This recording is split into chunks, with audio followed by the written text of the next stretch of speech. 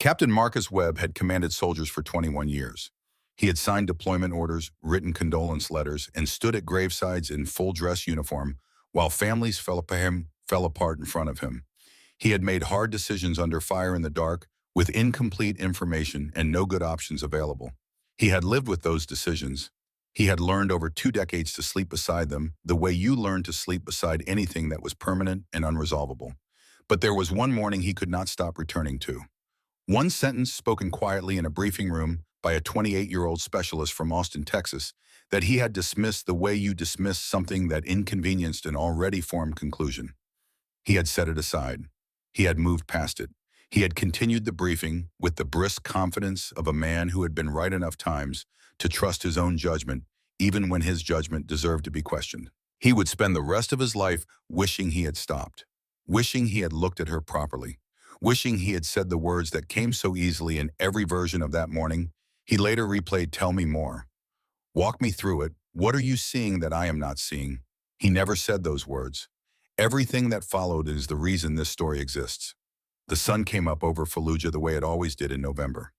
Slow at first, then sudden the darkness pulling back from the rooftops and the minarets and the long, flat stretch of desert beyond the eastern edge of the city. By 6 in the morning, the sky was already a hard, clear blue that made the city look almost peaceful from a distance. The kind of blue that had no business being above a place like this. Sarah Calloway had been awake since 4. She sat on an overturned ammunition crate outside the motor pool with her medical bag open across her knees, going through it for the 3rd time. Bandages arranged in the order she would need them. Tourniquets, 3 of them positioned where her hands could find them without looking. Hemostatic gauze, saline, decompression needles. A surgical airway kit she had never needed to use and hoped every morning she would never have to. Her hands moved through the bag the way a musician's hands moved across an instrument before a performance. Not checking anymore, not exactly. Just touching, making sure everything was still real. A voice came from the direction of the vehicles. "Calloway, that's the 3rd time." She didn't look up. "I know." Private Brennan Kowalski leaned against the hood of the 2nd MRAP with his arms folded, watching her with the particular grin of a 22-year-old who had not yet learned to be afraid of the right things. He was tall and lean from Columbus, Ohio, with a laugh that carried across a motor pool and a habit of filling silence with words. Most of the time, Sarah appreciated that about him. "You checked it before you went to sleep," he said. "You checked it when you woke up."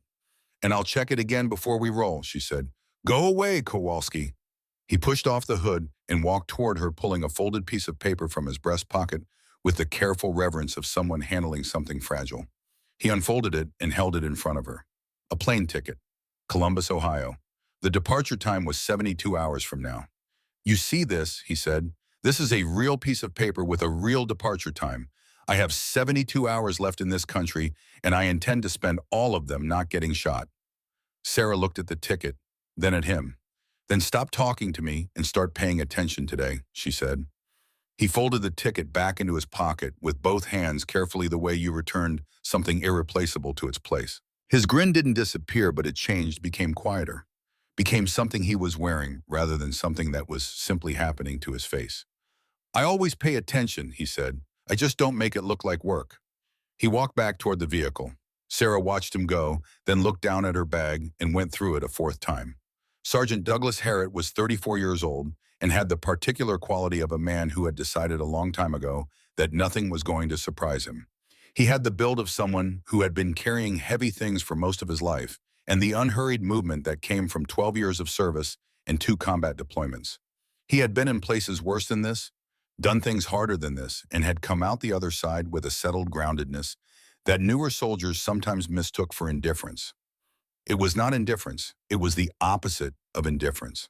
It was the specific quality of a man who cared very much about a great number of things and had learned to carry that caring without showing it to everyone. That morning, he was sitting in the driver's seat of the lead vehicle with the door open and his feet on the running board, looking at a photograph, small, slightly out of focus, printed at a drugstore somewhere between here and home. A baby girl 6 days old, wrapped in a yellow blanket, squinting at a camera she could not yet understand. She had her mother's nose. She had Harriet's eyes. He had not been there when she was born. He had been here. He had received the news through a satellite call that dropped twice and came back through static, and afterward he had sat in this same vehicle, in this same motor pool, and looked at his hands for a long time without moving. He pressed the photograph against the dashboard panel to the left of the steering column, smoothed its edges, and sat looking at it for a moment. Then he picked up his gloves and began putting them on. Sarah came past the front of the vehicle with her bag over her shoulder. She slowed when she saw the photograph. Harriet looked at her. 6 days ago, he said. She's beautiful, Sarah said. She is. He kept his eyes on the photograph a moment longer. Her mother says she's loud. She'll figure out when to be loud and when to be quiet, Sarah said. Give her time. Harriet almost smiled. You say that like you know. I know enough. She adjusted the bag. You're home after this rotation, right? 3 weeks. Keep that in mind today, she said. She walked toward the briefing room. Harriet looked at the photograph one more time. Then he pulled the door closed and stared through the windshield at the empty street beyond the gate. 3 weeks. The briefing room was a converted storage space with folding tables and a whiteboard that had never been fully erased. Maps were taped to the walls at slightly different angles, overlapping in places, their edges curling in the dry heat. 12 soldiers sat in 2 uneven rows of folding chairs. Captain Marcus Webb stood at the front. Webb was 44, Virginia-born, with 20 years of service behind him, and the kind of face that showed exactly as much as it intended to show, and nothing more. He was not a large man, but he had a stillness that took up space, a quality of settled authority that people registered without being told to register it. When he spoke, people listened. He had, by every measure the Army possessed, done his job correctly for 2 decades. He was going to have to live the rest of his life knowing that none of that mattered on this particular morning. He ran the briefing the way he always did. Objective, a residential compound on the eastern edge of the city, suspected weapons cache, 2nd floor. Route north on Route Henry to Checkpoint 4 east through the residential sector. 3 vehicles, 12 personnel. Estimated time to objective 14 minutes. Return to base before afternoon heat. The intelligence package was thorough, more than thorough. It included thermal imaging from an aerial pass 48 hours prior, a compound layout with measurements, a summary of local police coordination, confirmation of Iraqi police security assurances along the route, a notation of reduced insurgent activity in the sector over the preceding 3 weeks. As clean a picture as they were going to get. Webb said exactly that. He asked if there were questions. Sarah Calloway raised her hand. The intel package, she said. The imagery, the route, confirmation, the police coordination. It's all there, done. That's correct, Webb said. There are no gaps in it. Webb waited. In 8 months of reading these packages, she said, I've never seen one without gaps. The camera misses a window. The police liaison gets bad information from someone further down the chain. Something doesn't line up exactly. It's always something. But this package has no gaps at all. Every piece confirms every other piece. It's completely consistent. Silence in the room. That's generally considered a good thing, Calloway, Webb said. Yes, sir. Her voice was level, unhurried. Except I've never seen it. Not on a Fallujah block. Not once in 8 months. What you're telling me, he said, is that you're concerned because the intelligence is too good. I'm telling you it looks like something we're supposed to see, she said. A picture someone wanted us to find. Webb held her gaze. Around the room, 12 soldiers sat very still. I appreciate the analysis specialist, he said. We roll at 0845. Any other questions? There were no other questions. Sarah looked at the map on the wall for a moment longer. Then she looked down at her hands. She did not say anything to anyone as they walked back to the vehicles. She stood beside the second MRAP in the early morning light and went through her medical bag one more time. Tourniquets, bandages, hemostatic gauze, everything where her hands could find it.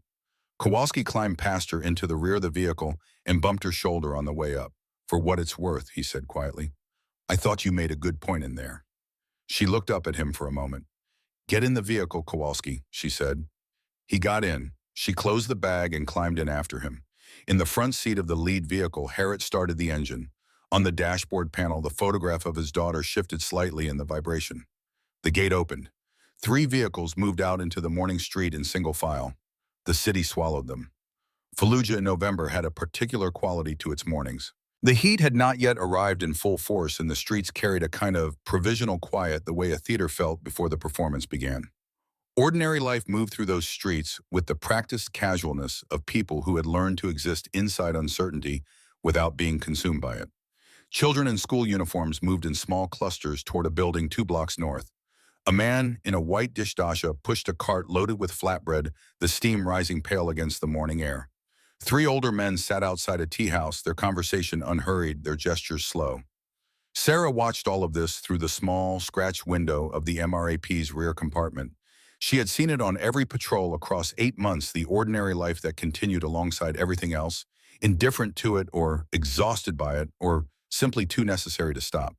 She had learned in those 8 months to read what was ordinary and what was not. She noticed that the side streets were empty, every side street visible through the window, every narrow passage between buildings, every connecting alley as if someone had arranged for the ordinary life to be present on the main road and absent everywhere adjacent to it. It was a small thing, the kind of thing that could mean nothing. She sat with it for a moment and watched the streets continue to be empty. The convoy slowed as it turned onto the final approach. The target compound was visible ahead, 2 stories of pale concrete behind a low wall, exactly matching the imagery in the briefing package. Webb's voice came through the radio, calm professional, running through the final assignments. Sarah checked her bag. Her hands were steady. The explosion came from under the lead vehicle. It came without warning, without the sound that sometimes preceded it. One moment the convoy was moving at walking pace toward the compound gate. The next moment there was a force that arrived before the noise, before the light, before the understanding of what had happened. The lead MRAP lifted off the ground. In the fraction of a second before Sarah's vision went white with the blast, she saw the vehicle rise its front end higher than its rear, moving in a way that vehicles were not designed to move. Then the light took everything. The second vehicle rocked hard on its suspension from the shockwave. Sarah felt it through the floor, through the seats, through the metal frame around her. The windows held. The armor held. But the world outside had changed completely and irrevocably in the space of a single second. Then the firing started. It came from multiple directions simultaneously, the way it came when something had been planned in advance by people who knew precisely what they were doing. From windows on the north side of the street, from rooftops to the east, from a ground-level position in a building to the west that had appeared in every aerial photograph to be unoccupied. The sound was total, surrounding the specific chaos of an engagement that had been designed rather than spontaneous. Webb's voice on the radio was immediate. Contact, contact, contact. Multiple directions. All elements establish cover. Calloway, I need eyes on the lead vehicle. Sarah was already moving. She pushed the rear door open and stepped down into the street. The noise came at her all at once. The crack of incoming rounds, the heavier concussion of outgoing fire from the surviving vehicles, the voices of soldiers calling positions, the sound of debris still settling from the initial explosion. Smoke moved across the street in the morning air, white and gray and acrid. The lead vehicle was on its side 30 meters ahead. The blast had rolled it completely. It lay against the compound wall with its undercarriage exposed.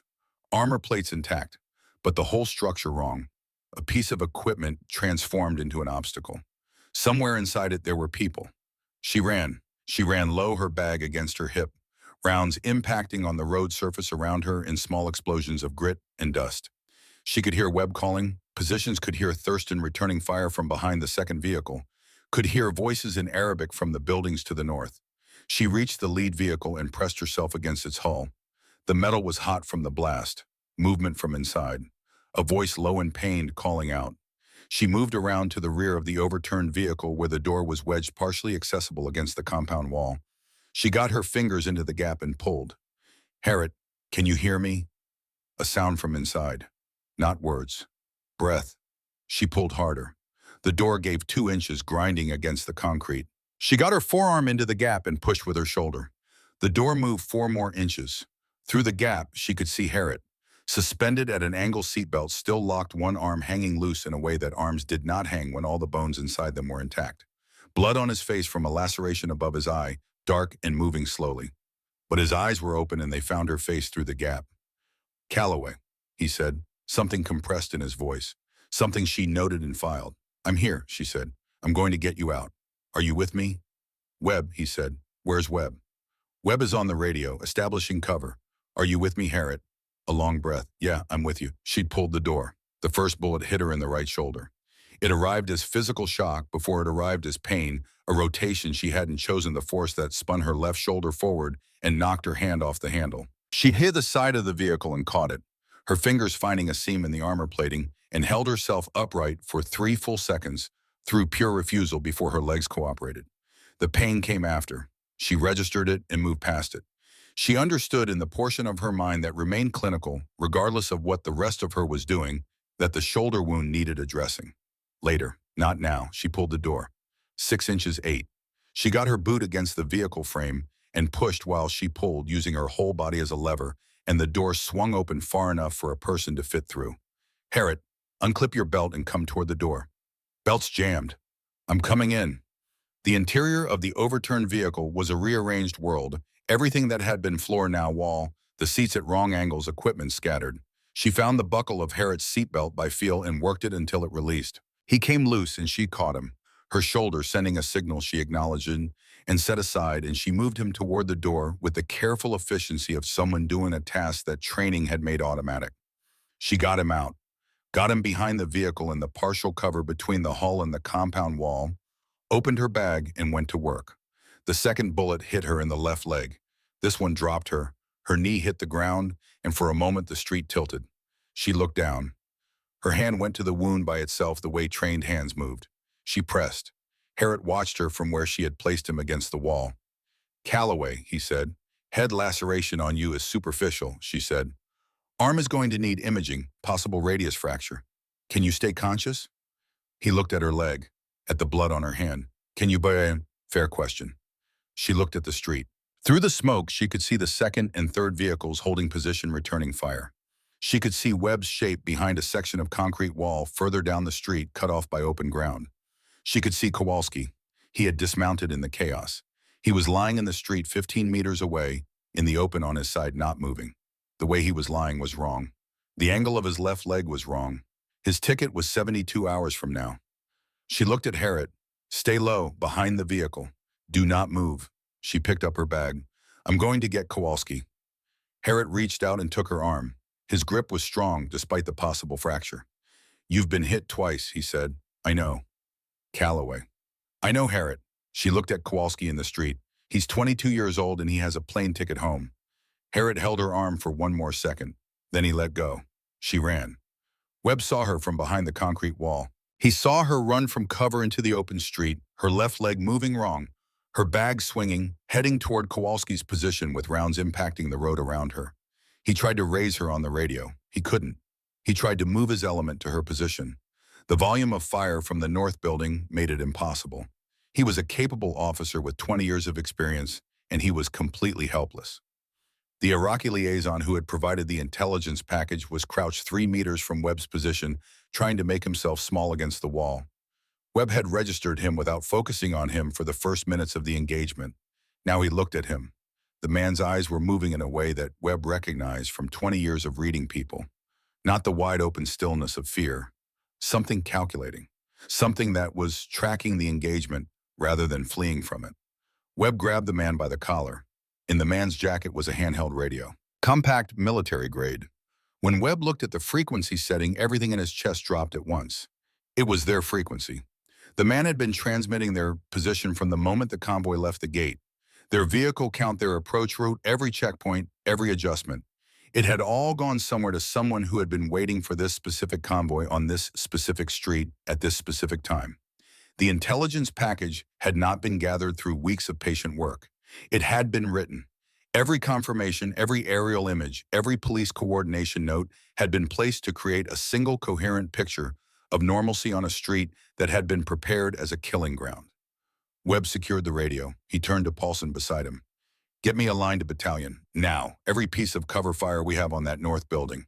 But in the portion of his mind that was not running the tactical response, he was standing in a briefing room watching a 28-year-old specialist from Texas raise her hand and tell him the truth in plain language.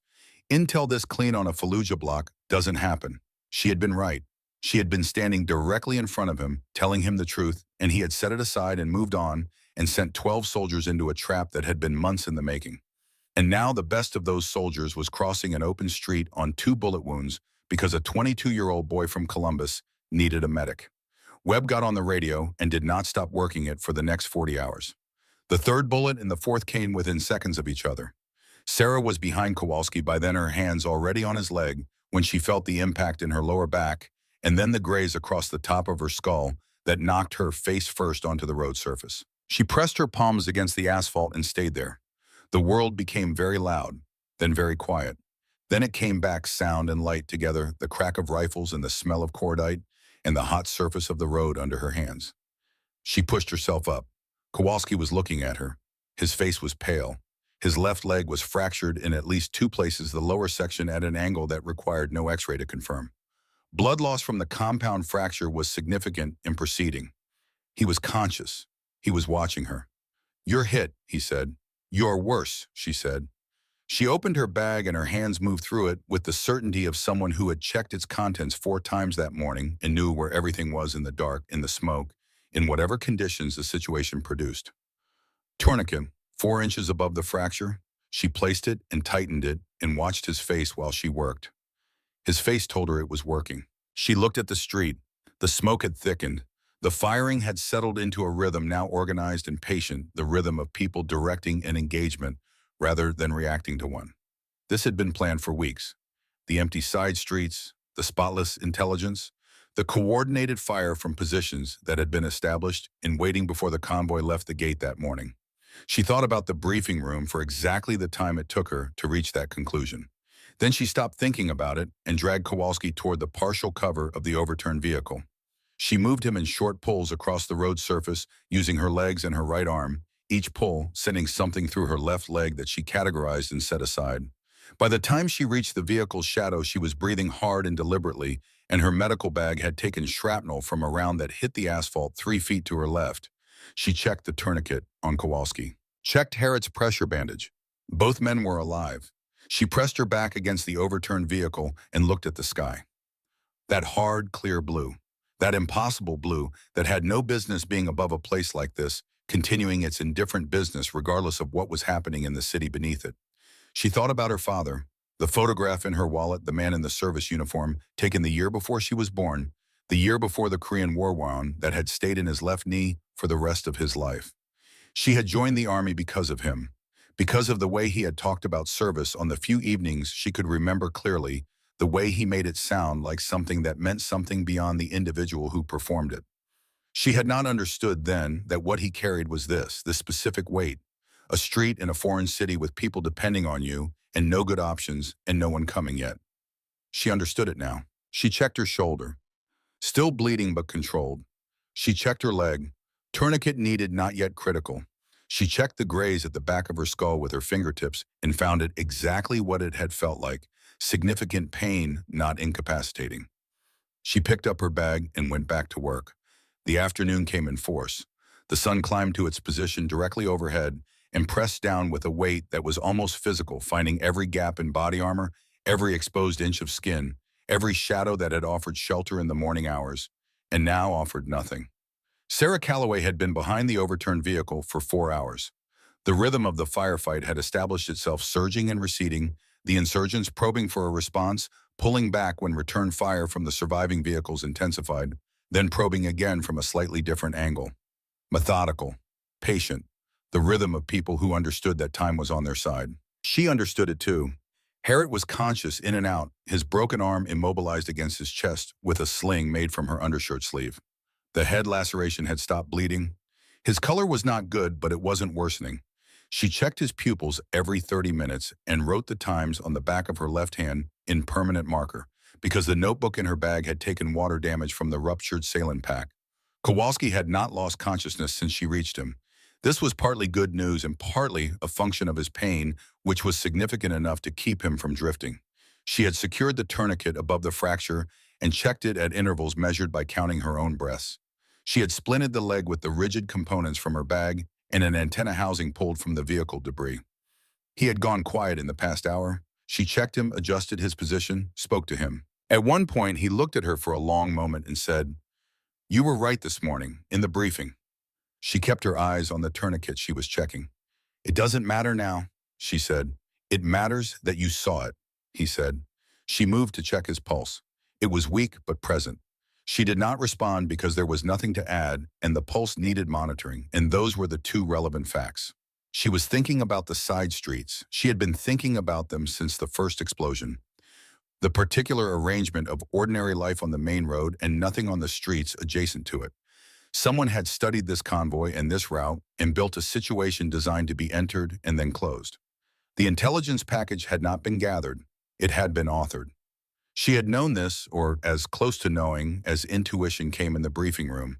She had said it in the plainest language she could find. She had watched it be set aside. She was not angry. Anger was not useful. She filed it alongside the shoulder wound and the leg wound and the graze across her skull in the category of things that existed and were real and would require addressing at a time that was not right now.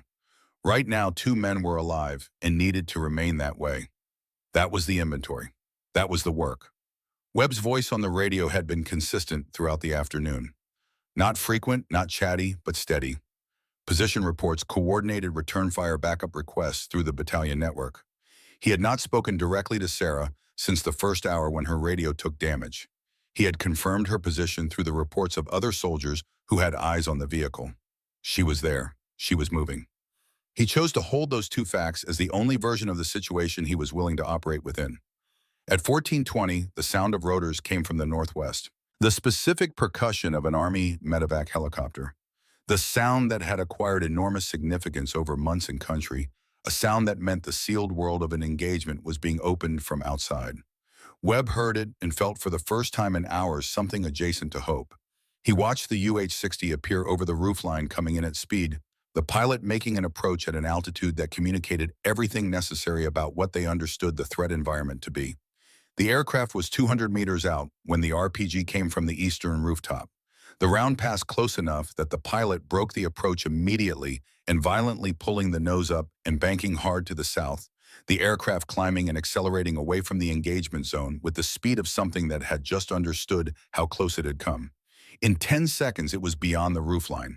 In 30 seconds, the sound was gone. Webb looked at the sky where it had been. Paulson said nothing. There was nothing to say. 18 hours minimum before another attempt. That was the calculation. That was what the clock said now. Webb got back on the radio. Sarah had heard the helicopter. She had heard the RPG. She had heard the helicopter leave. She registered all of it and returned to what she was doing. There was no useful response to the helicopter being gone. Its absence did not change the requirements of the next hour. Kowalski still needed his tourniquet checked. Harriet still needed monitoring for intracranial pressure. Sarah still needed to keep herself functional enough to do both of those things. She took stock. Shoulder bleeding slowed, wound packed with hemostatic gauze bandage tied off against the vehicle's grab handle for leverage. Through the deltoid, no arterial involvement. Left leg tourniquet maintaining wound in the lateral thigh deeper than she preferred, but the tourniquet was doing its work. Time management required. Head graze producing a low-grade headache she was choosing to interpret as a graze and nothing more. Cognition intact. Vision clear. Decisions proceeding in logical sequence. These were the relevant data points. She picked up her bag and moved to Kowalski. The afternoon wore toward evening with the slowness of hours that could not be hurried. The firing continued in its established rhythm. She listened to battalion-level traffic from the radio she had salvaged, from the lead vehicle debris receiving but not transmitting, tracking Webb's position reports without responding. The coordinates he gave told her he had not been able to move his element forward. The ground between his position and hers remained open and contested. He was 50 meters away. He might as well have been in Virginia. Night came at once the way desert nights arrived, darkness dropping over the city in the space of minutes, the temperature following immediately 20 degrees in the first hour, 30 in the second. The thermal arithmetic of the desert, which gave everything in the daytime and took everything back after dark. Sarah used the emergency thermal blanket from her bag to cover Kowalski, who was the most at risk from temperature fluctuation given his blood loss. She positioned herself between him and the wind coming off the open ground to the east. Inadequate preparation for a November desert night, and she knew it. It was what was available. Harriet slipped into unconsciousness around 2100, breathing regular pupils equal and reactive when she checked with the small tactical flashlight. Not deteriorating. Conserving. She checked Kowalski. He looked at her in the dark with eyes that were working hard to stay present. "Tell me something," he said. "What do you want to know?" "Anything. Tell me about Texas." She thought for a moment. "My mother runs a barbecue restaurant in Austin," she said. "Has since before I was born. My grandfather built the pit in the parking lot from cinder blocks and used the same wood for 30 years. Mesquite. You can smell it 3 blocks away on a good day." "What does she make?" "Brisket, ribs, sausage links from a butcher 2 streets over. On Sundays, she does turkey because my father liked turkey." She paused. "She still does it every Sunday, even now." Kowalski was quiet for a moment. Your dad's gone since I was 9. I'm sorry. He was a good man, she said. He served. I think about him sometimes on operations. I think about what he understood about this that I didn't understand when I was 9. What did he understand? She looked at the darkness beyond the vehicle. That everything real costs something, she said. He knew that, and he did it anyway. I think that's the definition of more than one thing. Kowalski was quiet again. Then my mom's going to be at the airport in Columbus, standing at the arrivals gate with a sign. She makes signs, big letters. He almost smiled. Embarrassing signs. What's the sign going to say? What? Welcome home, dummy. She always calls me dummy when she's happy to see me. That's a good sign, Sarah said. Yeah, he said. It is. She checked his tourniquet.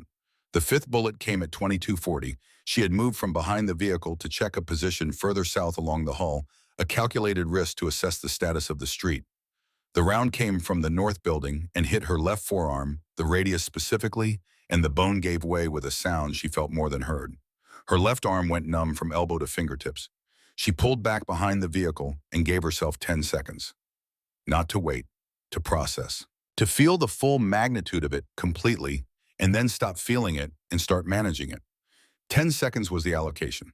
When the 10 seconds were over, she began immobilizing the fracture with her right hand and her teeth for the knots, a process that took 4 minutes and required more precision than the pain made reasonable. When she was done, she checked the knots with her right hand. They held. She went back to Kowalski and checked the tourniquet. Left arm non-functional, right arm intact. She would adapt. The adaptation was already underway. The 6th and 7th bullets came within seconds of each other at 23:50. She was moving between the two men carrying the section of salvaged antenna housing she had been using to prop Harriet's injured arm at an elevation that reduced swelling. The first round caught her in the chest. The body armor absorbed the bullet, but the impact force transferred through the plate, a blunt trauma that drove the air from her lungs and sent her staggering backward into the vehicle. She hit it and slid down it, her back against the hull, unable to hold her weight for approximately 3 seconds. The second round came while she was down. It passed through the lower back below the bottom edge of the armor plate on the left side. This one was different from the others, not only in the pain, which was significant, but in what came with it. Something had been changed in a way that could not be changed back. She could feel it in her breathing, which had acquired a reluctance, a tightening, as if her lungs were having a conversation with her that they had not been having before. She turned her head and looked at Kowalski. He was looking at her. His face in the near darkness was very still.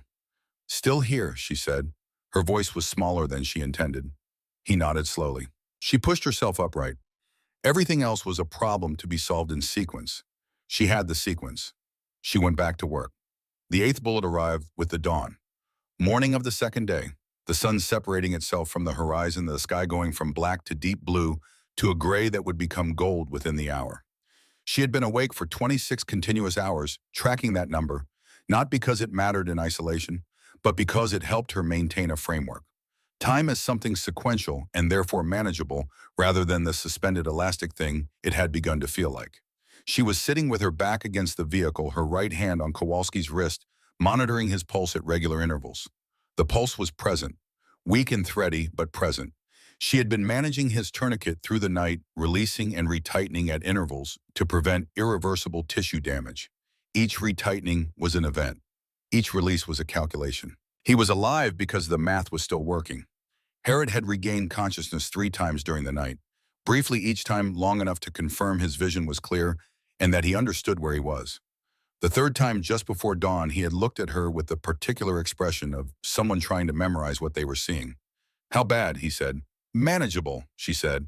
His eyes moved across her left arm, its improvised immobilization, the blood that had soaked through the chest area of her armor and dried there the way her whole body had reorganized itself around the compensations she was making without appearing to make them. He had been a soldier long enough to read what he was looking at. How many times, he said. She met his eyes. 7. He was quiet for a moment. Tell me about your daughter, she said. It worked the way she intended. His eyes moved away from her and towards something internal. She's got her mother's nose, he said. You told me that yesterday. I keep coming back to it. A long breath. I haven't held her yet. I've seen her in a photograph and I haven't held her. You're going to, Sarah said. 3 weeks. 3 weeks, she said. No. He looked at her again, and something had broken open in him quietly during the desert night, something she had not seen in Harriet's face across months of shared deployment and the daily proximity of people working close together under pressure. "You should have stayed in cover," he said. "You should have found a position and waited for extraction." "No," she said simply. "You've taken 7 rounds because you pulled me out of that vehicle. You do the same. Don't make it more than it is." He started to say something else, and she held up her right hand. "Harriet, go back to sleep." He did not argue. His eyes closed. His breathing settled into the slow rhythm of someone doing the work of healing. She turned back to Kowalski, checked his pulse, checked the tourniquet. The sun came up. The 8th bullet came from the eastern rooftop at 07:15, when the light was sufficient for a shooter with a good position to begin working again with confidence. It caught Sarah in the hip as she repositioned to get a better angle on Kowalski's wound site. The impact was specific and terrifying in a way the others had not been. Her left leg, already compromised by the thigh wound, simply ceased to function. Not pain, not weakness, absence. She went down hard, her hips striking the road surface, and lay there while the full weight of the morning's heat pressed down from above. She tried to move her left leg. Nothing happened. She tried again, concentrating, sending the signal deliberately. Nothing. She rolled onto her right side using her right arm as a lever, got her right knee under her, got herself into a partial kneeling position with one functional arm and one functional leg, which was less than she had started with yesterday morning and more than she needed to stop. She looked at Kowalski. He was watching her. His face had the expression of someone who had been watching something happen for a long time and had passed through fear and arrived somewhere raw. "I'm going to need to change your method of transport," she said. Her voice was steady because she made it steady. "I can't carry you. I'm going to have to drag. That's going to be uncomfortable." "You just got shot in the hip," he said. "I noticed. Your left leg isn't working." "Also noticed." She picked up her bag with her right arm. "If I stay put, you don't make it before extraction arrives." He stared at her. She moved. The 9th and 10th bullets came together at 07:53. She was pulling herself along the vehicle's length with her right arm and right leg dragging her left leg behind her. Slow work. She had covered 1 meter of the 3 she needed to cover when the 9th round came through her right shoulder, not the shoulder she had been using, the one functioning arm she had left. The full-body shutdown of it was immediate, every compensating system in her body recalibrating at once, looking for something to do the work with and finding less than it needed. The 10th came into her right side below the armor's coverage, and she went flat. Face against the road surface, the asphalt hot against her cheek. She could smell the city dust and smoke, and the particular smell of a street that had been fought over for 2 days, a smell that had no name. She lay still. Harriet's voice came from somewhere close. "Calloway." She heard it from a distance. "Calloway, answer me." She was working through the inventory. Right arm compromised but present. Right leg present. Left leg absent. Breathing present but labored. Vision present but narrowing at the edges. She had what she needed to continue. 17 minutes later, the 11th bullet came. She had counted her pulls across those 17 minutes, measuring distance by the number of times her right arm had reached forward and pulled each pull a unit of measurement when nothing else was available for measuring. 2 meters covered. 1 remained. The round came from the north building and struck the back of her head. What followed was not exactly unconsciousness. It was closer to a complete circuit interruption. She was present, and then she was not present, and then she was somewhere that was not the street and not anywhere identifiable, and then she was back. Face against the asphalt again. The sky above the vehicle's edge was the color of late morning. She had been here for 40 hours. Everything below her neck was a landscape she was receiving reports from rather than inhabiting. She could detect her right hand. She could detect the fingers of it. She could not determine their position relative to the ground without looking, so she turned her head slowly and looked. Her right hand was on the road surface, 6 inches in front of her face. There was a great deal of blood on the road surface. She looked at Kowalski, 1 meter away, looking at her with the expression of someone who had exhausted every category they had built for the world over 22 years of being inside it. His lips were moving. She listened. "Calloway," he was saying, barely audible. "Sarah, still there." She looked at him. She had a right hand. It was still moving. She started to crawl. There was no moment of decision. It was not a choice in any way that word usually applied. It was the thing that happened when everything else had been removed, and 2 facts remained. A man 1 meter away who was going to dump, and a hand that was still moving. She reached forward with her right hand. She pulled. She reached again. Behind her, she left a trail in the dust. Harriet, from his position against the vehicle, watched her cross that final meter. He had been a soldier for 12 years and had seen people do hard things in bad situations. He had done some of those things himself. He had believed entering that morning that he understood the full range of what a person could do when the situation required it. He had not understood. He tried to get up, no, twice. His body refused him both times. He could only watch. He watched her right hand reach Kowalski. He watched it find the tourniquet. He looked up at his daughter's photograph still pressed against the inside of the vehicle above him, tilted at an angle from the blast still there. Her name was not yet chosen. Her mother had left that for him. He had been considering names since the satellite call 6 days ago, running them through his head in quiet moments, and none of them had settled. He looked at his daughter's face in the photograph, and he watched Sarah Calloway's right hand working on Kowalski's tourniquet with the automatic precision of someone whose body remembered what to do, regardless of what the rest of the situation was doing. For the first time in 34 years of his life, Harriet cried. Not loudly, not in a way that would have been audible to anyone, but completely the way things came apart when they had been held together past their capacity. He lay back and looked at the hard blue sukiki. He thought he might have a name. The second night came in without ceremony. One moment there was a last thin line of orange along the western horizon, the specific color of a desert sunset that had no interest in being beautiful, but was anyway. Then the line was gone, and the sky went from gray to black in 10 minutes, and the temperature followed it down, dropping 20 degrees before the first hour was complete. Sarah Calloway had been on the ground for 40 hours. She was aware of this from a slight distance, as information arriving from somewhere outside herself rather than from within. The pain had changed in character over the past several hours. In the beginning, it had been specific, each of the 11 wounds distinct, each with its own location and signal. Now it had merged into something larger and less defined, a general condition of her body, rather than a collection of individual injuries. She had read about this in medical training. She noted it and continued. Kowalski's tourniquet had been managed through the late afternoon and into the evening with the right hand that was the last fully functional part of her. Checked at intervals, tracked by counting her own breaths. Released and retightened with the focus of someone doing precision work in a quiet room, not someone lying face down on a road in the dark, with 11 bullet wounds and core temperature dropping. Harriet was breathing. She could hear it. Slow and regular, the rhythm of someone doing the work of staying alive. Every 40 minutes or so, he spoke a few words, not always coherently, but enough to confirm that the signal was still coming through. She talked to both of them when she could make enough air for it.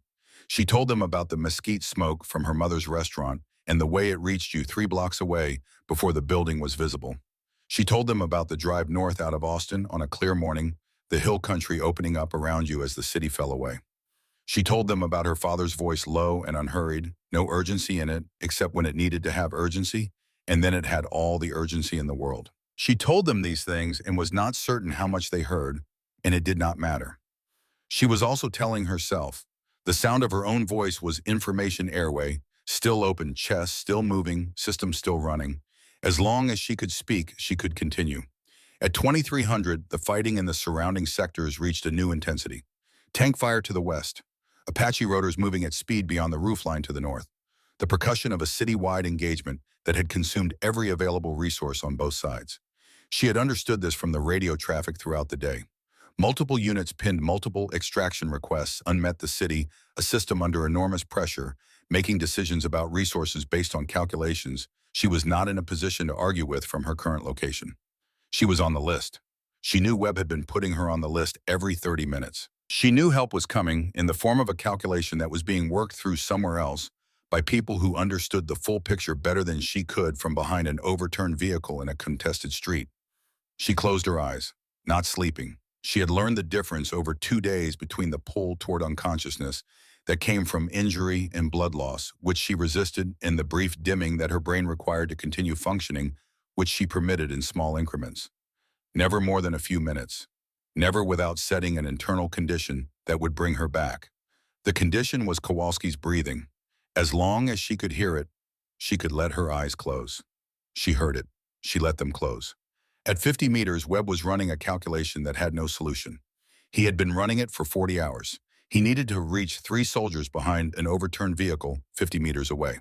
Between his position and theirs was open ground that had already cost 2 soldiers who had attempted to cross it at various points over the preceding day.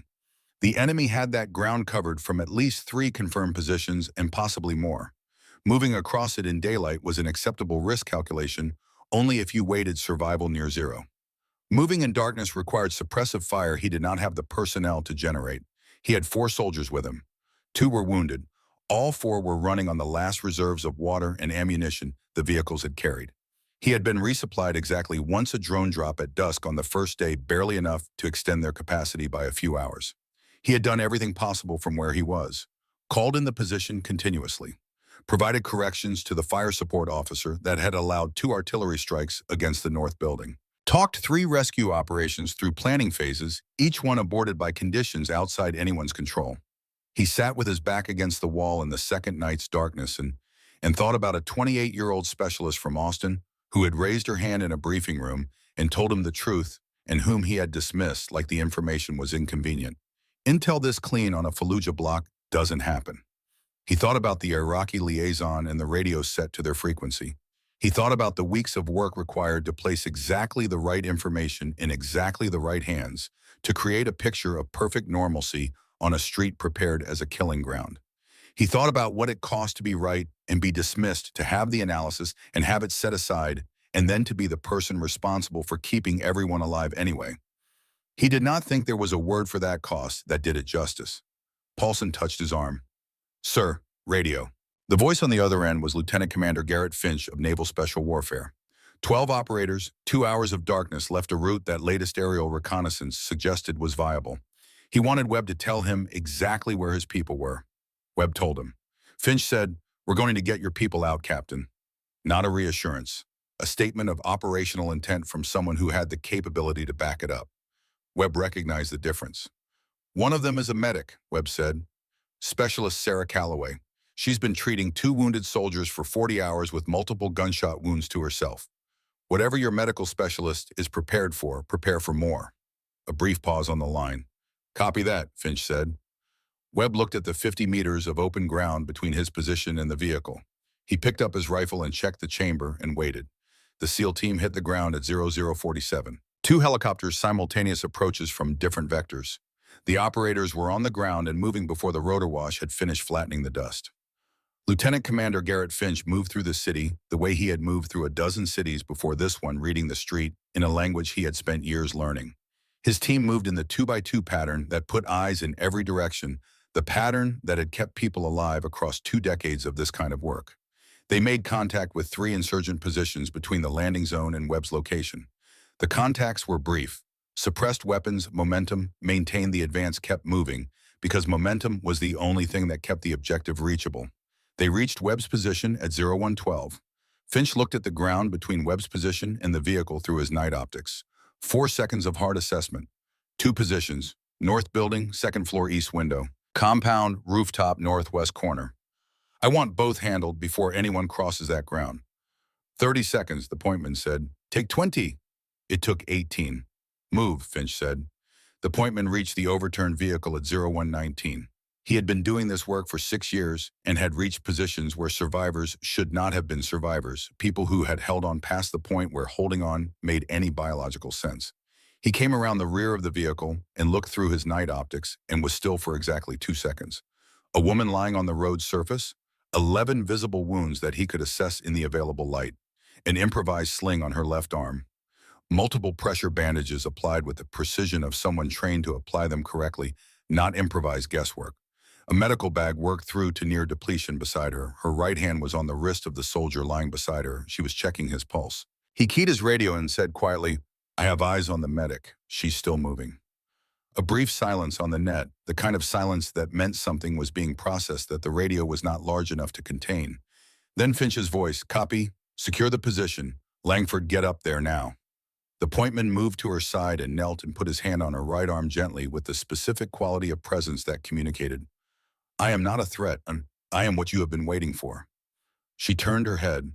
Her eyes found his face through the darkness with a focus that surprised him. Not the eyes of someone mostly gone. The eyes of someone who had made a series of decisions and executed all of them and was now waiting to see what came next. Kowalski, she said, her voice was barely audible. Tourniquet right leg 42 hours. He needs surgery immediately. We have him, the appointment said. Harriet, head laceration, arm fracture, possible concussion. He's been stable. We have him too. She looked at him for one more moment. Okay, she said. Then she let her eyes close.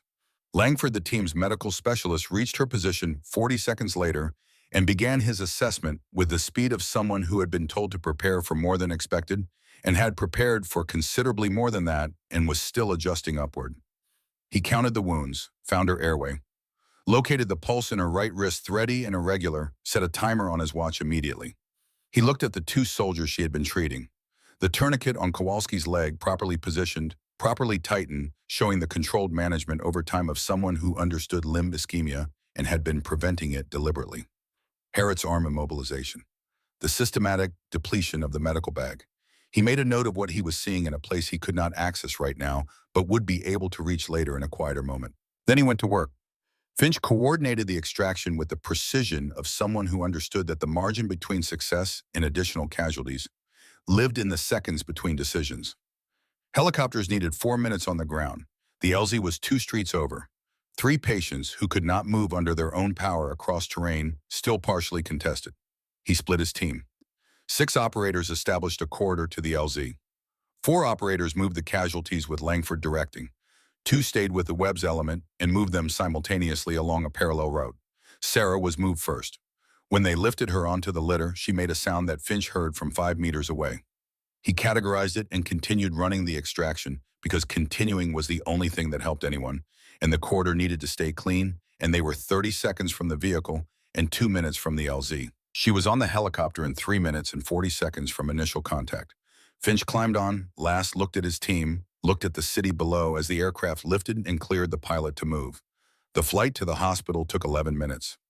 Langford worked on her for all of them with the calm and deliberate intensity of someone who understood that calm was not a luxury, but a tool that slower and more deliberate hands produced better outcomes than fast and urgent ones. She was unconscious for most of the flight. At minute 6, she came back. Her eyes open, found the ceiling, then Langford's face. Kowalski, she said. Is he? He's on the aircraft behind us, Langford said. Our medic has him. He's being handled. She looked at him for a moment. Harriet, she said, stable, he's going to make it. She was quiet. The aircraft banked and the light through the window shifted across her face. He hasn't named her yet, she said. Langford looked at her. Harriet's daughter, she said. He hasn't chosen a name. She needs a name. The effort of speaking was visible in the tightening around her eyes. He's going to be all right to tell her. Yes, Langford said, without qualification because it was true and because she needed it to be unqualified. He's going to be fine. She looked at the ceiling again. Okay, she said, her eyes closed. Dr. Nora Whitfield had been the lead trauma surgeon at the military hospital for 14 months. She had seen penetrating trauma from gunshot wounds on, she estimated, over 200 occasions. She had seen patients who had sustained multiple wounds. She had seen patients who had survived situations the clinical literature classified as non-survivable. She had not seen this. The surgical team worked for 18 hours. 6 surgeons across 3 shifts, maintaining continuity through a handoff protocol that Whitfield had written 2 years earlier and was now being used exactly as intended, each surgeon fully briefed on the preceding work before taking over the total picture, maintained even as the hands changed. The injuries were addressed in order of immediate lethality. Chest wound first, back wound second, hip third, both shoulder wounds sequentially in hours 4 and 5. Arm fracture stabilized at hour 7. The head wound, which had been the source of greatest initial concern, proved on imaging to be exactly what it had presented as in the field, a graze with no intracranial involvement. At hour 14, Whitfield stepped back from the table, let the next surgeon take the closing work and walked to the scrub room. She stood at the sink with the water running and looked at her hands. She was thinking about a finding made in the first minutes of surgery before the most urgent work began, while the team was still establishing the full picture of what they were dealing with. Kowalski had come into the operating room adjacent to Sarah's, his tourniquet still in place, his leg requiring immediate vascular surgery to address damage to the femoral artery that had been progressing for 42 hours. The vascular surgeon had assessed the tourniquet placement before removal. The tourniquet was a standard military belt, not a medical tourniquet, a piece of equipment repurposed by someone who knew what they were doing, placed at the correct anatomical position, tightened to the correct pressure, managed over time with the correct release intervals to prevent the irreversible tissue damage that improper extended tourniquet application caused. The tourniquet application was the only reason Kowalski had a viable leg to operate on. 42 hours of correct management with an improvised device had preserved tissue that would otherwise have been beyond saving. Her colleague in the adjacent operating room had said during the handoff briefing, "When did she place this? Do we know the timeline?" Whitfield had told him what the field assessment suggested, that Sarah Calloway had been shot in the back of the head approximately 14 hours before extraction, that she had been essentially paralyzed from the neck down for most of those 14 hours, that the tourniquet appeared to have been last adjusted sometime after the final bullet wound based on the blood evidence on the belt. Her colleague had looked at her for a long moment. She placed it after the headshot, he said, or adjusted it, or both, after the 11th wound. He looked down at Kowalski on his table, at the tourniquet, at the careful, deliberate placement that had kept this 22-year-old from losing his leg or his life. Her hands knew what to do, Whitfield said, even when everything else had stopped. She stood at the sink and considered what that meant, not as a metaphor, but as a physiological reality. Muscle memory was a clinical term describing the encoding of repeated physical actions into procedural memory at a level below conscious access, a level that persisted when higher cognitive function was compromised. It was not poetry, it was a neurological mechanism. But standing at that sink in a quiet hospital corridor, after 18 hours of surgery, she was having difficulty keeping it only clinical. She dried her hands and went back to work. 3 weeks later, at a general hospital in Germany, a letter arrived. It was handwritten in the slightly compressed script of someone who was not accustomed to writing by hand, but had decided this communication required it. The envelope had been sent through the military mail system with the patient determination of someone uncertain of the address but committed to finding it. Sarah read it in the bed, her right hand holding the paper, her left arm still in the formal cast that had replaced the improvised immobilization she had worn for 2 days on a Fallujah street. Douglas Harriet wrote that he was home, that he had arrived 3 weeks and 4 days after his scheduled date, which was the way he phrased most things in terms of the planned timeline and the actual timeline, the gap between them, a measure of something without a proper name. He wrote that his daughter was healthy and that she was as his wife had predicted loud. He wrote that she had a name. He wrote, "Her name is Sarah. My wife and I decided before I got home. I told her about the street, what I could tell her. She said the name without me asking. I think she understood the reason before I did." He wrote, "I don't know what to say that is large enough for what happened on that street. I've been trying to write this letter for 3 weeks, and I keep stopping because nothing I write sounds right. So I'll just say this, I've been a soldier for 12 years, and I have been in places where people did hard things under hard conditions. I have never seen anything like what you did. Not close. My daughter will know your name her whole life. I'll make sure of it." He wrote, "Come visit when you're well. My wife makes good coffee, and my daughter is already opinionated about most things, but I think she'd make an exception for you." He signed it Harriet. She read it twice. Then she folded it carefully and placed it on the table beside the bed and looked at the window which showed a gray November sky over the city below. A different sky from the one she had spent 2 days staring at. Lower, softer, without that particular quality of indifference the desert sky had carried. She sat with the letter for a while, then she picked up the pen from the table and started writing back. The Military Board of Inquiry convened 6 weeks after the ambush in a conference room at brigade headquarters at Camp Fallujah.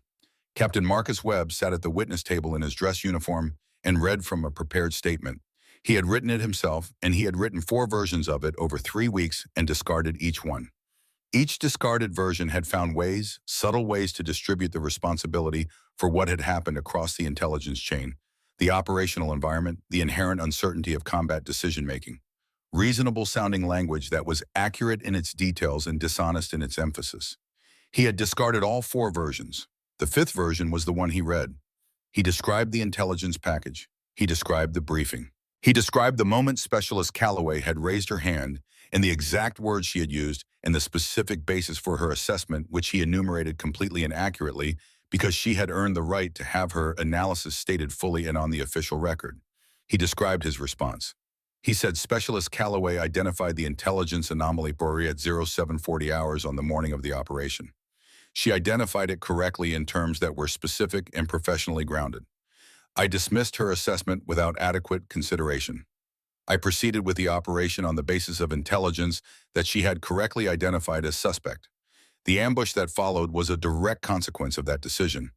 I am providing this statement because the record should reflect what happened accurately and because Specialist Calloway is entitled to have her judgment acknowledged in the official account of this operation. The room was quiet. A colonel at the end of the table said, "Captain Webb, the standard for intelligence assessment in that operational environment." "Sir," Webb said, "with respect, she was right and I was wrong. That is the relevant fact. I'd like to finish my statement." The colonel looked at him for a long moment. Then he sat back in his chair. "Proceed," he said. Webb read the rest of it without stopping. When he finished, he set the paper on the table and looked at the colonel at the end of the row and waited. The colonel looked back at him for a long moment. Then the colonel looked down at his own notes and wrote something. Whatever it was, he wrote it slowly and deliberately, as if the weight of it required that kind of care. Webb had done what he came to do. He folded his statement and put it in his breast pocket and sat with his hands flat on the table and waited for whatever came next. Fort Sam, Houston, Texas. A clear morning in late January. Cold by Texas standards, the air carrying the particular quality of a place that did not often have to manage cold and was doing so with mild reluctance. The ceremony was held on the parade ground, the kind of ceremony that required a specific quality of stillness, a formality that was not performance, but acknowledgement, the physical language of an institution, recognizing something it considered significant and did not have better language for than this: stand at attention, stand in formation, pin the medal, say the words. Sarah Calloway stood at attention in her dress uniform. She was still using a cane. The hip would take more time. The arm was fully functional. The shoulder was functional better on some mornings than others. The head wound had healed cleanly. She had been told by the rehabilitation team that her recovery was, in the language of their formal assessments, exceptional. She had not explained to them that exceptional had nothing to do with it, that she had not approached her recovery as something exceptional. She had approached it the way she approached everything.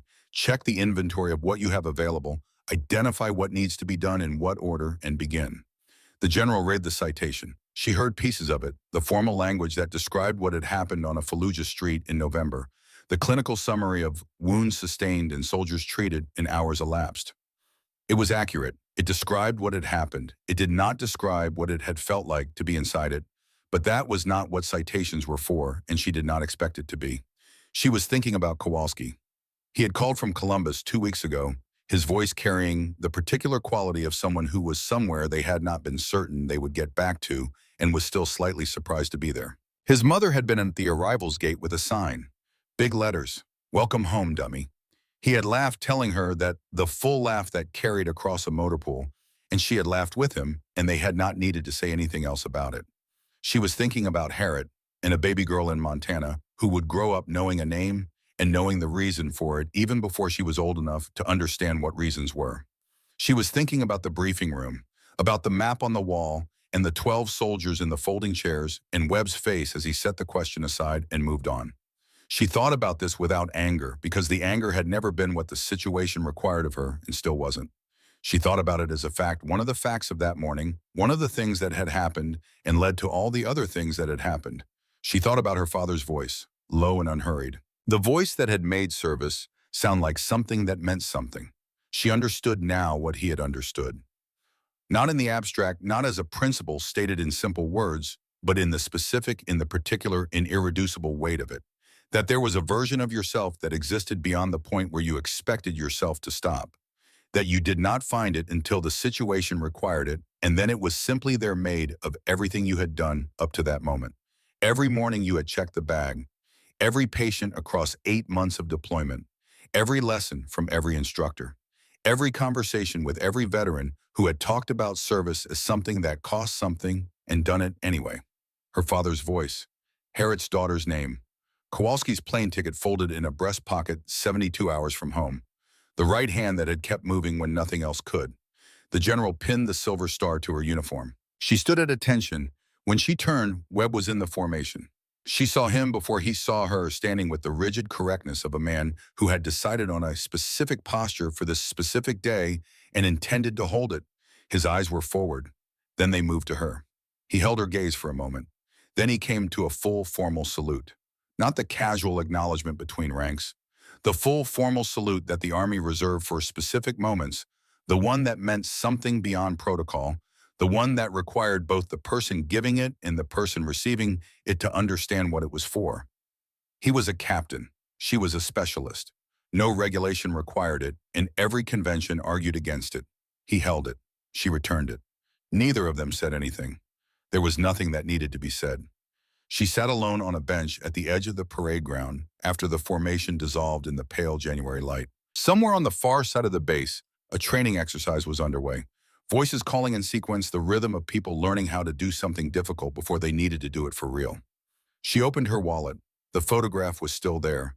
The man in the service uniform taken the year before she was born. Slightly soft at the edges from years of handling, the image itself still clear. He was looking at the camera the way she imagined she looked at most things, with attention, with assessment, deciding whether to trust what she was seeing. She looked at it for a long time. She thought about what he had understood that she had not understood at 9 and had only begun to understand at 28 and was now understanding in a different way more completely through having paid for it. That service was not a quality you possessed. It was a series of decisions made in sequence, most of them small, none of them guaranteed to add up to anything, all of them necessary. The decision to check the bag a fourth time. The decision to raise your hand in a briefing room when you knew the answer was inconvenient. The decision to run into an open street towards someone who needed help, and then to keep running after the first bullet and the second and the 11. Her father had known this. He had known it in his body and his left knee that had carried a wound from the Korean Peninsula for the rest of his life, in the voice that talked about service the way you talked about something that had cost you something real and that you would choose again regardless. She had joined the army to understand what he understood. She closed the wallet and returned it to her pocket. She picked up the cane.